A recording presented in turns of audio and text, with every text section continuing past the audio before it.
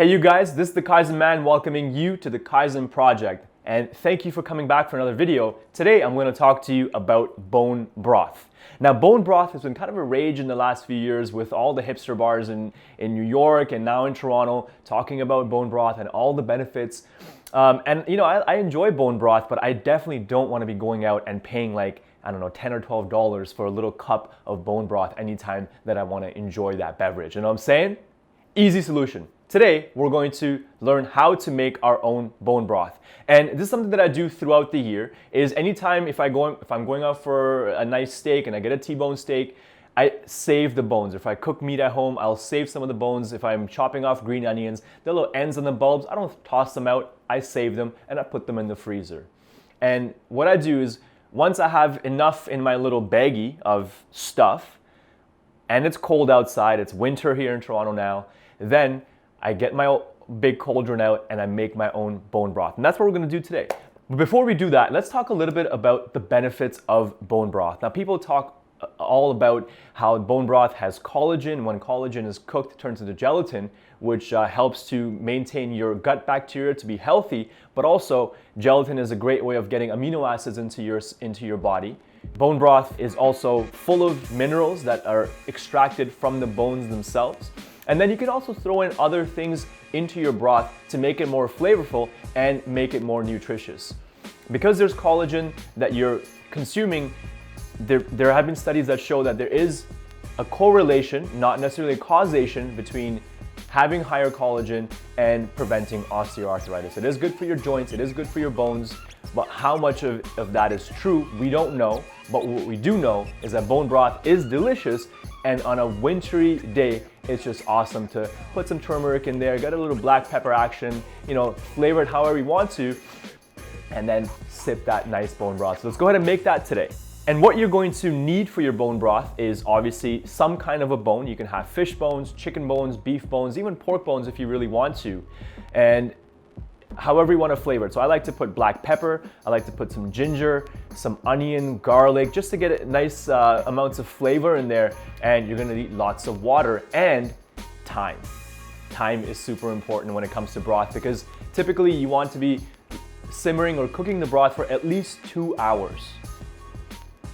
So now that this is going on, the key thing to keep in mind when you're making broth is that the first little bit is always a little bit more labor intensive because all the stuff that you have has certain impurities that are gonna rise to the top. So the first little bit, as you stir, you'll start to see a bit of like a foamy kind of, like a foam rising to the top, and you just have to make sure that you're clearing all of that away as you go because otherwise the broth becomes cloudy and you don't want that. You want the broth to be as clear as possible. So the first bit, you just stir, and once it comes to a boil, you start to see that happening. And I'm also gonna put in some salt. The salt helps to break down the proteins and the meat that's still on the bones. So it's good to have a little bit of salt in there. It also helps to sweat the onions and the garlic. So you have your basic ingredients in here. The water's already at a bit of a temperature. So now we just wait and let it start boiling. Okay, so you can see here, it's coming to a boil, and you see this, the white foamy stuff that I've been mentioning is starting to come up now. So this is the stuff that you want to drain away. And the easiest way to do that is just to kind of bring it to the side, and then I keep a thing next to me here, just a little sieve with a pot, just so I can get rid of it as it comes up. And you'll see, even after you've cleared it off a few times, it still does come back for a little bit because the more you boil your broth, the more impurities that are kind of snuck in a little bit deeper start to come out.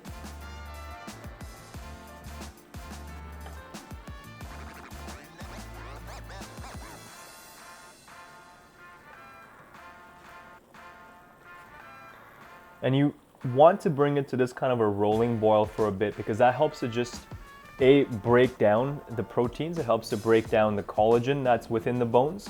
But also, when things boil, if there's any bacteria or anything like that, that's gonna die as well. I know even though I keep all this in the freezer, which means some of the bacteria dies off, but still there's things that can be living in there a little deeper within that you want to make sure you're not ingesting. So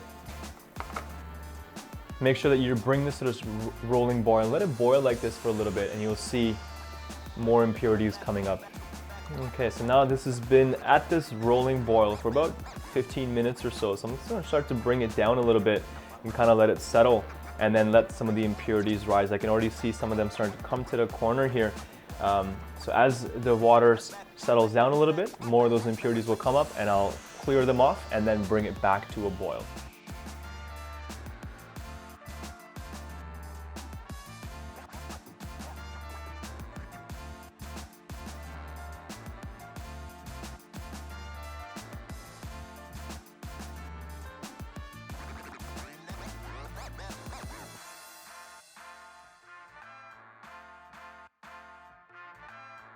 Okay, so here we are. The broth is done, and we're pretty much just going to take it from here and pour it out.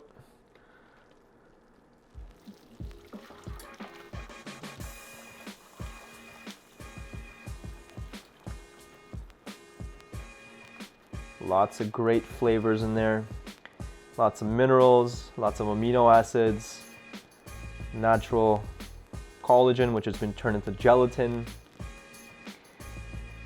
And what I like to do is add a little bit of turmeric when I drink the broth. You can have the broth on its own. You can also make soup with it.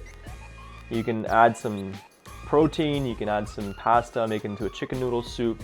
This is what we have left with. And there you have it, bone broth from scratch.